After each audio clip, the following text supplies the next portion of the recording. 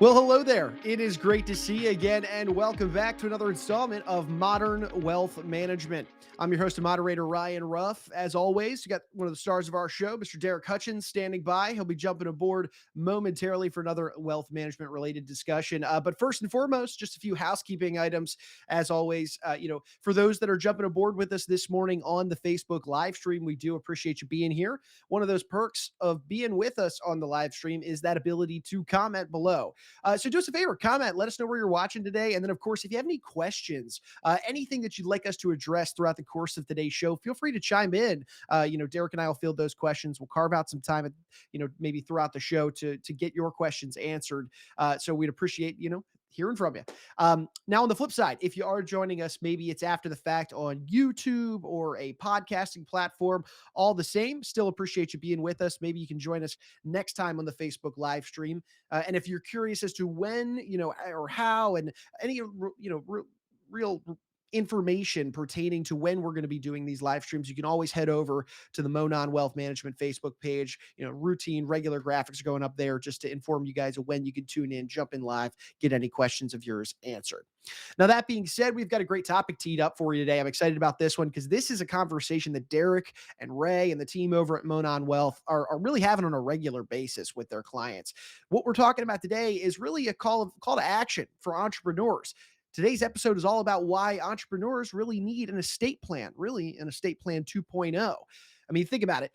If you're a business owner, you're an entrepreneur, you're looking out for typically more than just the financial well-being of the company as a whole, right? You're typically looking to make sure that your hard work, your money is going to take care of your loved ones in addition to the business. But you want to make sure that you're setting up your loved ones for success when it comes to your finances and making sure you got the proper estate plan in place to cover the business and your loved ones is really at the heart of that process. So that being said, let's go ahead and welcome Darrick on to get today's conversation rolling. Darrick, good to see you this morning. How are we doing? Hey, I'm doing great. Great to see you, Ryan. And as always, I'm excited to be here, excited to talk about this extremely important topic. And let's get started. Yeah, absolutely. And again, one more note to our viewers and our listeners. We've got Darrick. He's carved some time out of his day to be with us here on the show. So if you have any questions or comments, feel free to throw them below, and we'll take some time to address them. But Darrick, my first question to you: let's set the scene. Really, can you start maybe with like a high level overview for us to help us better understand really the role of estate planning in the life of an entrepreneur? Walk us through this. What does this look like? Yeah. So, I think that to set the stage, let's start off by talking about the fact that there's more entrepreneurs today than at any other time in U.S. history. With everything that's happened politically, economically, socially, it's really lent itself to people forming their own business, whether that's a big business or a small business, and and becoming their own boss, their own entrepreneur.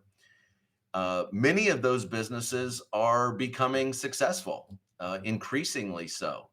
And so, as you think about that from the entrepreneur's perspective, there's really two different things. First of all, there is the fact that that business has tremendous value, and so you want to be able to pass the assets of that business or the net worth of that business on to your family in the most efficient way possible. You want to really take care of those people that you love the most. But the second part of this I find just as interesting, and that is that a lot of these businesses, they don't just support the family. You take a look at the business that I've built here with Monon Wealth. Well, I'm not the only employee. There's other there's other employees here that are relying on the consistent growth and sustainability of this business to support their life. And so as a business owner, I'm not only concerned about my own family, but I'm concerned about them as well.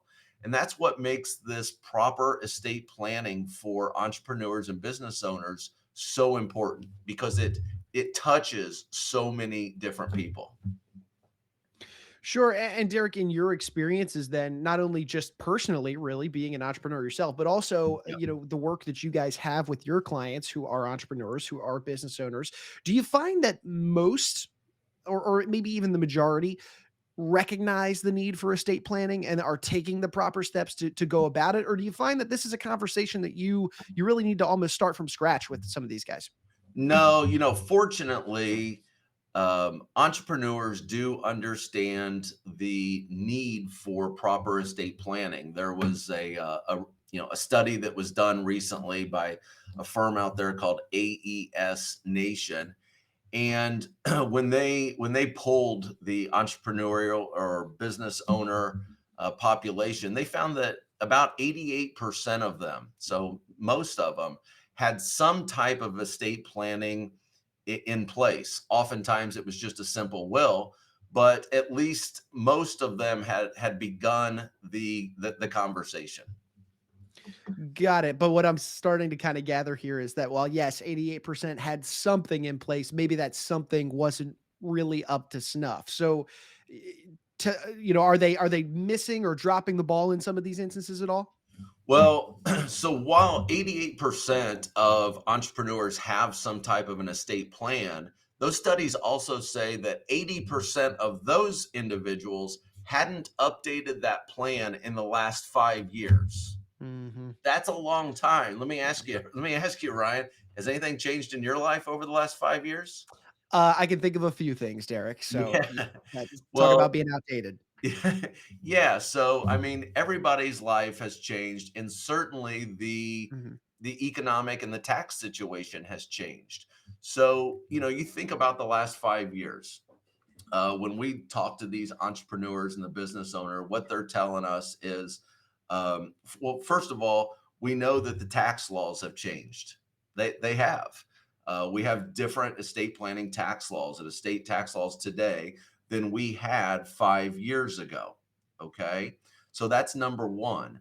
The second thing is that most of these business owners and entrepreneurs are telling us that they have experienced significant growth in their business over that last 5 years.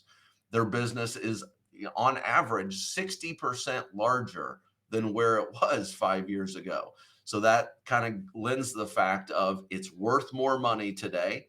And there's more people depending on that business today than what there have been in the past. The third thing is that most people, most entrepreneurs, and I'd say business people everywhere, are saying, hey, personally, a lot has changed over the last 5 years. Maybe you have new children, new grandchildren, or those children or grandchildren have gotten married or now an integral part of the business. All of those things are really lending itself to the fact that that plan that you created more than 5 years ago, it's no longer up to date. Sure. So talk to us about the really the downfalls of having an outdated plan. I mean, I was chuckling internally, Derek, when you asked me if my life had changed in the last 5 years. I would say more so than any batch of years ever. So, talk to me about how an outdated estate plan can really come back to bite you in a way. Well, there's a couple different things. First of all, an estate plan is really developed to to make sure that your wishes come true. Ultimately, we all pass away, and hopefully, we all leave something for those individuals those people that we care about the most. And so, as we think about this, if your life has significantly changed or the tax laws have changed, well, those things that you wrote down in a legal document several years ago they may not represent your wishes today. I'll tell you what, in thinking about this conversation that we were going to have, I couldn't help but chuckle a little bit myself and think about one of my favorite TV shows. It's called Succession, and it's on HBO. I think that they've had three different seasons, and this entire series is based upon the family fighting for who's going to take control of the business and control of the money. And of course, everybody believes that they are entitled to it. Everybody wants to be the next CEO. All the kids want to be the next boss. They all want to preserve their share of the wealth of that family. And so I say that too because in the TV show Succession, it's about the father consistently updating his estate planning wishes. Who's going to take control and who's going to get the money? And so it really goes back into this conversation to say, if you haven't thought through this over the last 5 years and you've had a significant change in your business and or your personal life, well, these things need to be talked about. Absolutely, Derek. And I think it would help our audience a bit if we jump into something, maybe even an example that's something granular with this. So, do you have maybe an example or a situation for us that proves or really showcases how an outdated estate plan could really put an entrepreneur, their business, their family, and their financial future in jeopardy? Anything? Yeah, well, I've been doing this kind of business for 20 plus years. And so I've seen a number of times Hmm. that poor estate and or succession planning has has been detrimental.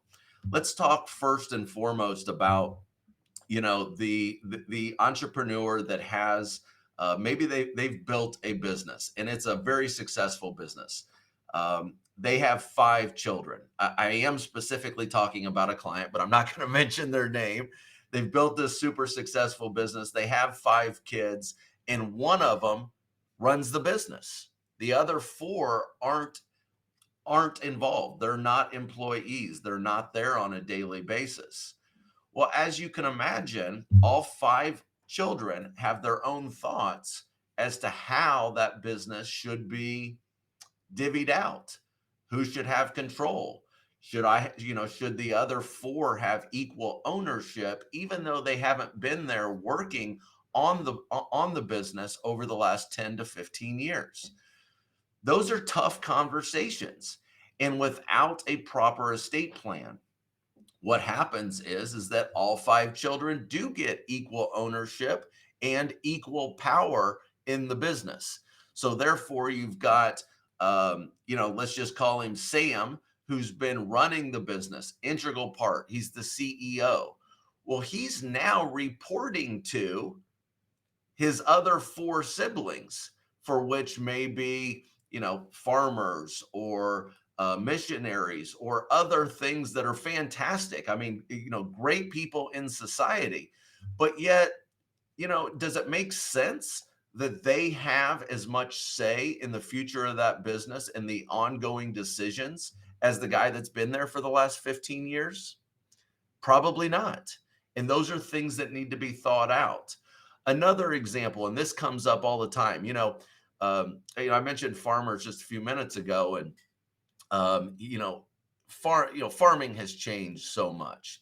It is truly a business and entrepreneurial endeavor these days.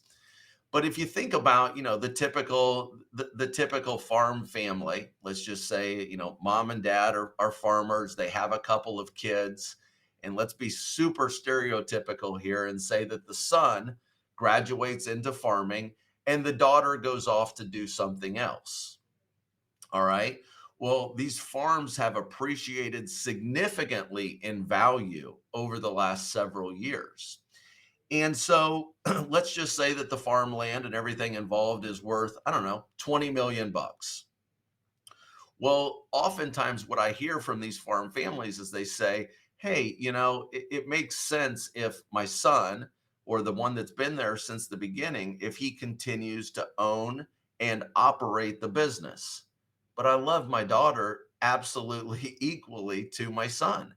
And I want her to be well taken care of just like he is. Well, that can all be done. That can be done through proper estate planning. If you don't think through this, then all of a sudden you've got one business that ultimately has to get divided. Maybe the boy wants to keep the farm and the girl wants to sell it and do something else with that money. These are conflicts of interest that can be properly thought through and planned through so that your wishes can really be taken care of. This is what we're talking about. It's thinking through all this stuff to ultimately get done what you want done after you pass away. Derek, I love those examples. And so many times on this show, we've talked about the idea of wealth preservation, making sure that yes, it's matriculated down to future generations and, kept away from those trying to take it unjustly. But at the same time, boy, does a lot of wealth preservation happen within a proper estate plan. And so I love those examples that you just provided for us. And for those in our audience right now that, are leaning in and they're saying, yeah, I mean, this makes all the sense in the world. Maybe I watch Succession too. What would you say entrepreneurs, anybody that is agreeing with this conversation today, what would you say they should maybe be those first steps forward if they're looking at their own estate plan and they're thinking, yeah, this is maybe a little outdated? What should be those first steps forward to try and avoid what could be, potential negative outcomes? Well, I think that you want to sit down and talk with somebody about it. Okay. Mhm. Um, this isn't the kind of topic that outside of HBO sitcoms uh, really get thought about and talked about that frequently. Most of the time, we Mhm. just kind of go about our day. We're dealing with whatever's in front of us, and we're not thinking years into the future. So I think that first and foremost, it makes sense that if anything I'm saying resonates, you need to sit down and you need to talk with somebody and really think about, hey, if I were to pass away tomorrow, how what do I want to have happen? Do I want the business to continue? Do I want it to continue in its current form? Who would I want to run the business? Who do I want to have the economic benefit of that business? And you think through this and you put it out on paper. And then professionals like ourselves, along with estate and tax attorneys, can collaborate and make those wishes come true. So, like I said, about 90% of entrepreneurs and business owners have some kind of a plan, but it hasn't been updated in the last 5 years. And so, if your financial situation has changed, if your business has changed, grown, shrunk, whatever, if your family, your family situation has changed, these are all opportunities to rethink your current plan. And the first step is to sit down with somebody like ourselves and put it down on paper. Derek, one question that just popped into my head is just your experience in being that individual, sitting across that table and walking somebody through this process. What's that like? What's that initial conversation like when a client comes to you and they realize that their plan's outdated and it's time for an update? How do you walk through that initial conversation? Well, first of all, I want to say it's fun. Mhm. I'm Okay. sure. Yeah, yeah, It's absolutely. not, it's not always enjoyable to think about our passing. Mhm. But what often is enjoyable is to think about how you can benefit the people that are the most important to you when that happens. And so typically we just sit down and we begin the conversation kind of very open ended. Hey, based upon what you have now, if you were to pass away tomorrow, what do you want to have happen? And and oftentimes I'll throw out some lots of additional questions, as you can imagine, and maybe even push back a little bit and remind them, say, okay, well, if you do that, do you think that this child will feel that that's fair? Will that cause any animosity amongst the family? Will that situation hurt the integrity of the business moving forward? And so I can help clients think through all the different possibilities and ultimately come up with, at least draw it out on paper what they want to have happen.